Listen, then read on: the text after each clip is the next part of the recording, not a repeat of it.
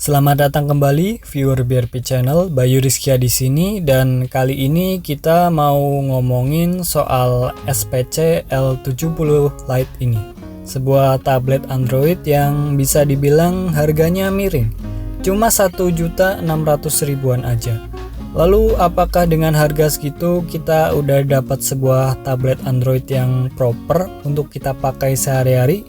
Dan kira-kira siapa sih yang kemungkinan bakal cocok untuk memakai tablet Android ini? Langsung aja kita bakal bahas semuanya di video ini. Seperti biasa, pertama-tama kita mau ngomongin desainnya dulu ya. Dilihat dari desainnya ini secara visual biasa banget.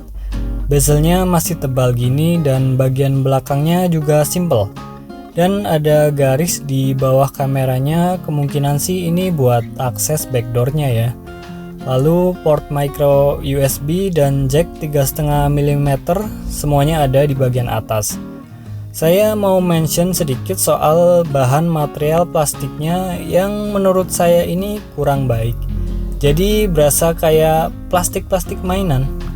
Karena saya juga punya tablet Android lain yang materialnya juga terbuat dari plastik, tetapi kalau dipegang material plastiknya terasa jauh lebih solid.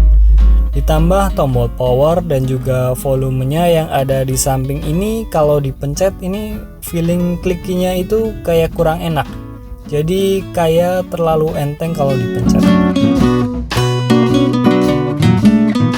Lanjut ke sektor layar, SPC L70 Lite ini menggunakan panel IPS yang cuma beresolusi HD saja. Dan ya kualitasnya udah bisa kita bayangkan lah. Kecerahannya terasa kurang dan warnanya juga kayak kusam dan akurasi warnanya juga kurang. Tapi untungnya responsivitas layarnya ini lumayan bagus, jadi terasa nyaman buat dioperasikan.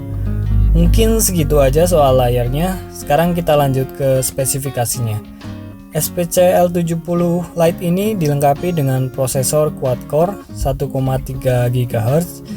Sistem operasinya udah pakai Android Pie, RAM 2 GB, memori internal 32 GB, kamera belakang 5 MP, kamera depannya 2 MP aja, dan baterainya 4000 mAh.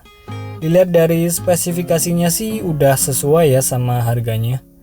Emang kita nggak mungkin lah ngarepin spesifikasi yang lebih dari ini. Dengan spesifikasi kayak gitu, tentu aja kalau cuma buat main sosmed atau sekedar chatting aja, pasti semuanya mulus-mulus aja. Dan satu yang saya suka yaitu UI-nya yang kayak stok Android ini bener-bener simple dan terasa smooth. Jadi dengan spesifikasi seperti tadi, buat jalanin aplikasi-aplikasi basic yang kita gunain sehari-hari ini udah oke lah. Asalkan jangan buat ngegame aja ya. Sampai sini saya mulai ngerti kira-kira tablet Android dari SPC ini cocoknya buat siapa sih? Jawabannya tablet Android ini cocok buat dipakai sama anak-anak SD atau mungkin SMP untuk digunakan sebagai alat penunjang kegiatan pembelajaran digital. Karena kita tahu kan saat ini sedang terjadi pandemik hampir di seluruh dunia. Jadi kegiatan belajar mengajar yang biasanya berlangsung secara tatap muka kini lebih banyak diganti dengan model pembelajaran jarak jauh atau digital. Nah, yang jadi masalah pada saat ini kan belum semua anak-anak pada umur segitu udah punya gadget, dan buat beli gadget lagi kan itu perlu biaya lagi. Makanya tablet Android SPC L70 Lite ini bisa jadi solusi buat para orang tua.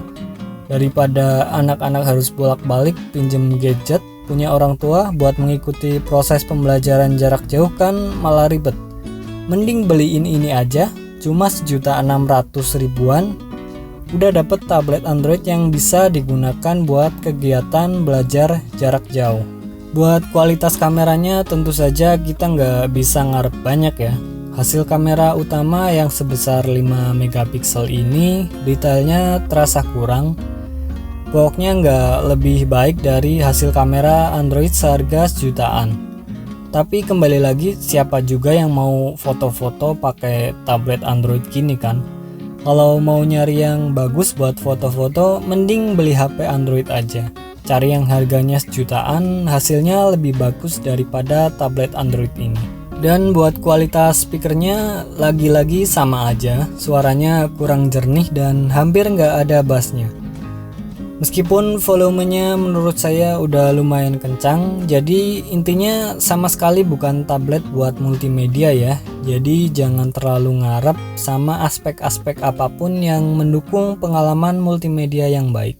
Lalu gimana sama baterai 4000 mAh-nya? Ya nggak bisa dibilang awet.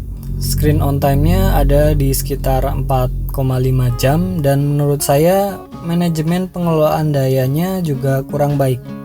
Karena meskipun tablet ini nggak dipakai atau didiemin aja tanpa dipasang SIM card dan nggak ada koneksi WiFi pun, baterainya berkurang lumayan banyak.